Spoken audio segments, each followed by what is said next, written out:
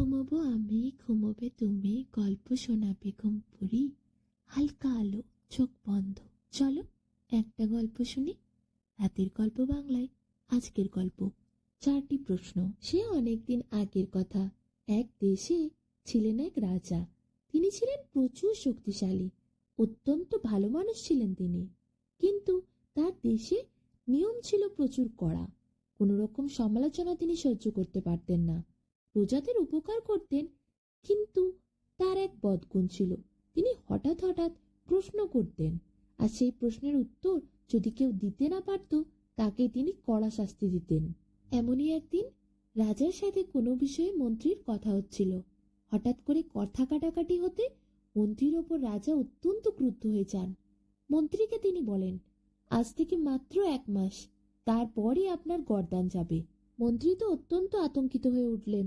বললেন, মহারাজ, আমি আপনার সামান্য প্রজা, নিতান্তই তুচ্ছ মানুষ। ছেলেপুলে পরিবার নিয়ে জীবন ধারণ করি। আমাকে হত্যা করা মানে পুরো একটা পরিবারকে হত্যা করা। মহারাজ, বিচার নিয়ে আপনার কোনো কথা বলার সাহস আমার মধ্যে নেই। মহারাজ, আপনি কোনো একটা শর্ত দিন। কোনো শর্ত কি নেই? একটু সুযোগ কি আমায় দেবেন না? রাজা মন্ত্রী এত অনুরোধে বলে উঠলেন, বেশ, 4টে প্রশ্ন দিচ্ছি। আপনি যদি 4টে প্রশ্নের উত্তর দিতে পারেন, তাহলে যান, আপনারা শাস্তি হবে না। এরপর মন্ত্রী ভয়ে ভয়ে বলে উঠলেন, কি কি প্রশ্ন মহারাজ? মহারাজ বললেন, প্রশ্নগুলো হচ্ছে, আমি কতদিন বাঁচব? ঘোড়ায় চড়ে পৃথিবী ঘুরে আসতে আমার কত সময় লাগবে? সেই সময়ে, অর্থাৎ 1 মাস পরের সেই দিন সেই মুহূর্তে আমি কি চিন্তা করব? আর প্রমাণ করতে হবে তখন আমি যা চিন্তা করব তা হবে ভুল। এসব প্রশ্ন শোনার পর মন্ত্রীর তো মাথায় হাত। এত কঠিন প্রশ্ন! মন্ত্রী তো মহা বিপদে পড়লেন। কত জ্ঞানী গুণীর সাথে মন্ত্রী কথা বলতে গেলেন, শত শত বই ওলট পালট করে দেখলেন, কিন্তু কোথাও এইসব প্রশ্নের উত্তর কেউ দিতে পারল না। মন্ত্রী কোনো বইও খুঁজে পেলেন না। মন্ত্রী তো মহা চিন্তায়। তার তো খাওয়া দাওয়া শোয়া সব উঠে গেছে। মন্ত্রী একদিন রাস্তায় হাঁটতে হাঁটতে কোথায় একটা যাচ্ছিলেন। হঠাৎ তার সাথে এক রাখালের দেখা হয়। রাখাল তাকে দেখে ভাবে, মন্ত্রীকে এত মন মরা দেখাচ্ছে কেন? মন্ত্রীর কাছে গিয়ে রাখাল জিজ্ঞাসা করল, কি হয়েছে হুজুর, আপনাকে এত মন মরা দেখাচ্ছে? মন্ত্রী বললেন, সে আর তুমি শুনে কি করবে বলো? বড় বড় পণ্ডিতরা যখন কিছু করতে পারছে না, তখন তোমাকে আর কি বলি? রাজামশাই আমাকে 4টে প্রশ্নের উত্তর দিতে বলেছেন। 1 মাসের মধ্যে আমি যদি সেই প্রশ্নের উত্তর দিতে না পারি, তাহলে আমার মৃত্যুদণ্ড হবে। আর মাত্র 7টা দিন বাকি আছে। আমি সব আশা ছেড়েই দিয়েছি। আমি এখন ঈশ্বরের চিন্তায় মন দিয়েছি, যাতে পরের জীবনে কোনো ভালো রাজ্যে জন্মাতে পারি। এসব কথা শুনে রাখাল বলল, মন্ত্রীমশাই, কোনো কোনো ক্ষেত্রে নির্বোধ মানুষরাও মহাজ্ঞানীর থেকে ভালো বুদ্ধি দিতে পারে। সুতরাং কে বলবে, হয়তো আমি আপনার এই সমস্যার সমাধান করে দিতে পারি। আচ্ছা মন্ত্রীমশাই, আপনার সঙ্গে তো আমার চেহারার বেশ খানিকটা মিল আছে, তাই না?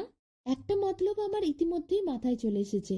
আপনি যদি আমার কথা মতো চলেন, আমি আপনাকে নিশ্চয়ই এর থেকে উদ্ধার করতে পারবো। মন্ত্রী অবাক হয়ে রাখালের দিকে তাকিয়ে থাকে আর বলে, কিভাবে? কিভাবে তুমি আমায় উদ্ধার করবে? তখন রাখাল বলে, আপনাকে উত্তর নিয়ে রাজার কাছে যেতে হবে যেদিন, সেই দিন সকালে আমি আপনার কাছে আসব। কিন্তু শর্ত ওই, আমি যা বলবো আপনাকে তাই করতে হবে, তবেই আপনাকে আমি উদ্ধার করতে পারি, তাতে আপনার যতই অপছন্দ হোক না কেন। রাখালের কথায় মন্ত্রী যে বিশেষভাবে আশ্বস্ত হলেন তা কিন্তু নয়। কিন্তু করারই বা তার কি আছে? কত জ্ঞানীগুণী মানুষকে তিনি এই সমস্যার কথা বলেছেন, কেউই তো সমাধান করতে পারেননি। না সমাধান দিতে পেরেছে কোনো বই। এখন তো তার প্রাণ যাবে। দেখা যাক রাখাল যদি কিছু একটা করতে পারে। রাখালের সাথে কথা বলার পর তিনি বাড়ি চলে গেলেন। দেখতে দেখতে কটা দিন পার হয়ে গেল। শেষে এলো সেই দিন, যেদিন মন্ত্রীকে রাজার কাছে যেতে হবে। সকাল বেলাতেই রাখাল এসে হাজির। আমি আপনাকে উদ্ধার করতে এসেছি, রাখাল এসে বলল মন্ত্রী মশাইকে। তারপর রাখাল বলল, আপনাকে আমি যা করতে বলবো তা যদি করতে রাজি হয়ে থাকেন, তাহলেই আপনাকে উদ্ধার করতে পারবো। এমনিতেই তো আপনার রাজা প্রাণ নেবে বলেছে, তাহলে কাজটা করেই দেখুন। মন্ত্রী ভাবল, এমনিতেই তো প্রাণটা যাবে, তাহলে না হয় এই কাজটা করার পর যদি দণ্ড পায় তাই পাবো। তারপর মন্ত্রী মশাই বলল, আচ্ছা বলো কি করতে হবে? রাখাল বলল, কাজটা হচ্ছে, আপনার পোশাক পরে আপনার মতো সেজে আমি যাব রাজার কাছে। মন্ত্রী রাজি হয়ে গেলেন। এরপর রাখাল মন্ত্রীর পোশাক পরে সেজে গুজে রাজার সঙ্গে দেখা করতে গেল। রাজা তখন খুব বদমেজাজে ছিলেন। মন্ত্রীকে দেখে রাজা বললেন, ঠিক সময় এসেছেন আপনি। রাজা একটুও বুঝতে পারল না যে ওটা রাখাল, আসলে মন্ত্রী নয়। তারপর রাজা বললেন, দিন, আমার প্রশ্নগুলোর উত্তর দিন, না পারলে কাল সকালেই আপনার মৃত্যুদণ্ড। রাখাল এরপর উত্তর দিল, হুজুর, আপনার প্রথম প্রশ্নের উত্তর হচ্ছে, আপনি ততদিনই বাঁচবেন যতদিন না আপনি শেষ নিঃশ্বাস ফেলছেন, তারপর আপনি আর একদিনও বাঁচবেন না। রাজা বলে উঠলেন, বাহ, খুব সুন্দর হয়েছে। রাজা প্রশংসা করলেন। খুব ভালো লাগলো রাজার এই উত্তর। তারপর রাজা বললেন, আচ্ছা, দ্বিতীয় প্রশ্নটা বলো, পৃথিবী প্রদক্ষিণ করে আসতে আমার কতক্ষণ সময় লাগবে? রাখাল বলল, মহারাজ, যদি পূবে সূর্য ওঠার সাথে সাথে উঠে সূর্যের সঙ্গে সঙ্গে পরের দিন সূর্য উদয়ের সময় পর্যন্ত যেতে পারেন, তাহলে সময় লাগবে 24 ঘন্টা। রাজা উত্তর শুনেই বললেন, বাহ মন্ত্রী, চমৎকার উত্তর হয়েছে। এবার পরের প্রশ্নটা বলো, আমি এই মুহূর্তে কি ভাবছি? এরপর রাখাল বলল, মহারাজ, এই প্রশ্নটা সব থেকে সহজ। আপনি ভাবছেন আমি সেই মন্ত্রী যাকে আপনি 4টে প্রশ্ন দিয়েছিলেন। রাজা বললেন, হ্যাঁ, এ উত্তরও সম্পূর্ণ ঠিক, আমি স্বীকার করছি। আচ্ছা, এবার আমার শেষ প্রশ্নটা বলো তো, প্রমাণ করো আমি যা ভাবছি তা ঠিক নয়। রাখাল তখন মন্ত্রীর পোশাক খুলে ফেলল।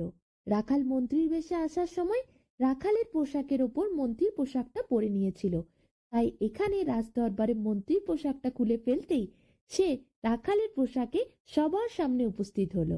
পোশাক খুলে ফেলার সাথে সাথে রাখাল বলে উঠল, মহারাজ, আপনি যে ভেবেছিলেন আমি আপনার মন্ত্রী, কিন্তু তা ঠিক নয়। আমি আপনার মন্ত্রী নই, আমি একজন সামান্য রাখাল।